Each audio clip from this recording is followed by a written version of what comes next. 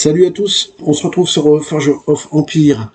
Alors, la dernière vidéo, je vous ai montré la fin d'une colonie. Donc, qui dit fin d'une colonie, dit début d'une nouvelle.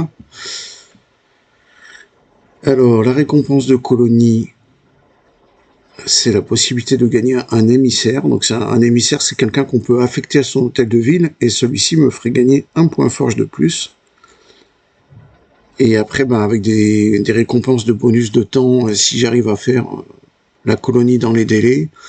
Donc j'ai 26 jours qui me permettraient de gagner 9 fragments de l'Obélix. Si je la fais en 32 jours, j'en aurai 4. Et si je la fais en 37, j'en aurai 2. Donc le but, ça va être d'essayer d'optimiser au maximum. Alors, dans un premier temps, de toute façon, il faut construire des huttes pour avoir de la population. Et il faut bien sûr affecter des chemins pour qu'ils soient reliés à l'hôtel de ville. Donc du coup, j'ai accompli déjà ma première quête. Donc même si on n'arrive pas à la faire dans les délais, il y a quand même beaucoup de bonus à gagner, notamment quand j'aurai fait 9 quêtes, 75 ressources, et à 17 quêtes, 30 points forge. Donc ce qui est vraiment très intéressant.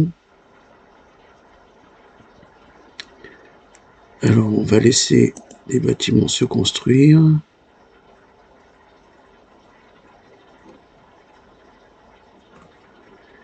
Et la prochaine quête, donc ça va être de faire une ferme de céréales.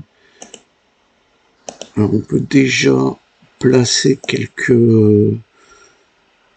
plantes qui vont permettre d'avoir des bonus de motivation. Donc ça va être très important aussi, parce que c'est ce qui va permettre de débloquer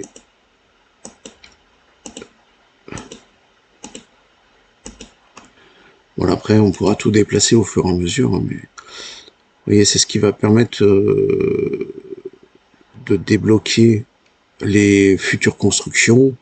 Donc là par exemple il faut que j'ai 60 points de diplomatie. Oui, c'est pas les points de motivation, c'est les points de diplomatie qui me permettront de débloquer la statue divine. Donc est-ce que j'ai accès à la ferme de céréales? Voilà. On va la placer là. Donc les premières missions sont très faciles à réaliser, bien sûr. Malheureusement, après, ça se corse. Donc là, j'ai besoin d'un camp d'entraînement, donc c'est du militaire. Et le militaire, en fait, c'est ce qui va me permettre de combattre. Alors, je vais gagner des troupes aussi. Donc, j'ai accompli les trois premières missions et j'ai le camp de siège. Donc là, ça va me permettre de gagner des butins. Alors, normalement, au début, c'est pas trop compliqué à battre.